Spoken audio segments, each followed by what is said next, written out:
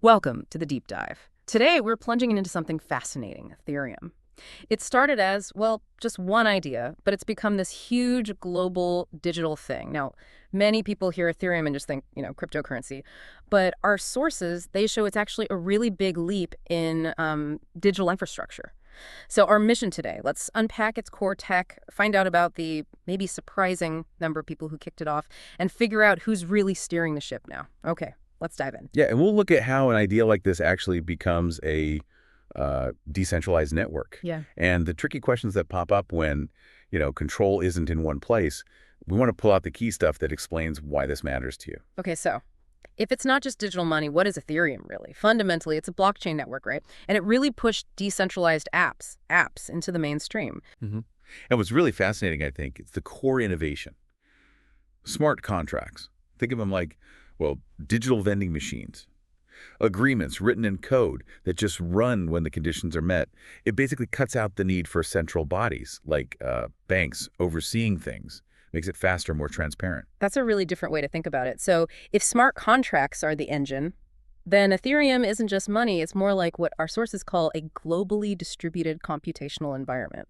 That sounds grand, but It kind of is. We've seen what it can do with things like DeFi, decentralized finance, and NFTs. The non-fungible tokens. They're big parts of this whole Web3 idea. right, the next internet generation built on blockchain.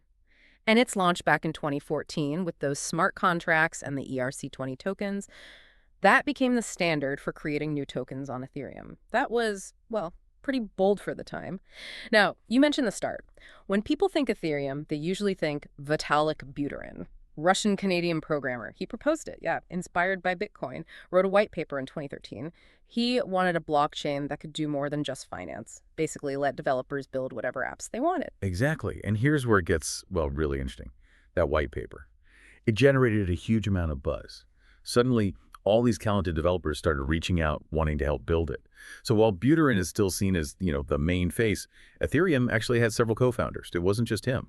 It's quite the lineup when you look into it. Besides Buterin, you had Charles Hoskinson, though he left later over disagreements, went on to co-found Cardano.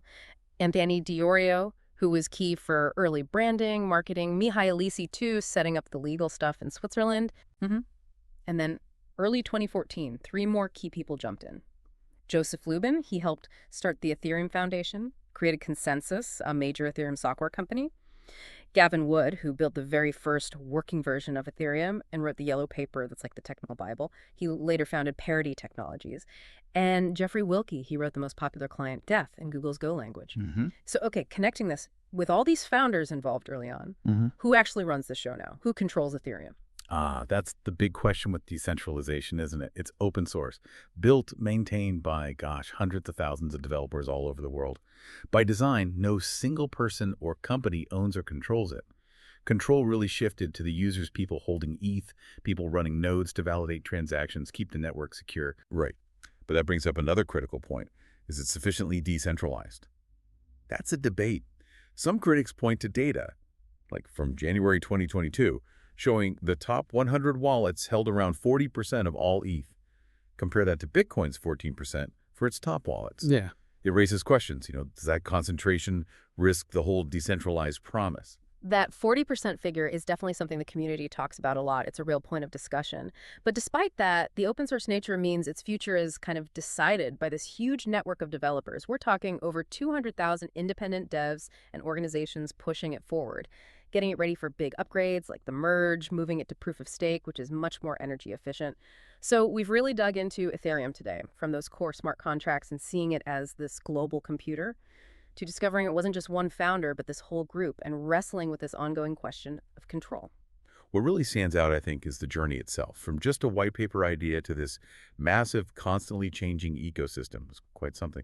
Shows how a shared vision can be built by, well, a crowd. Definitely. So as you think about all this, maybe consider, what does Ethereum's story suggest about the future, about how we govern digital spaces? And that complex dance between the original visionaries and the communities that end up shaping the technology in the long run, something to chew on.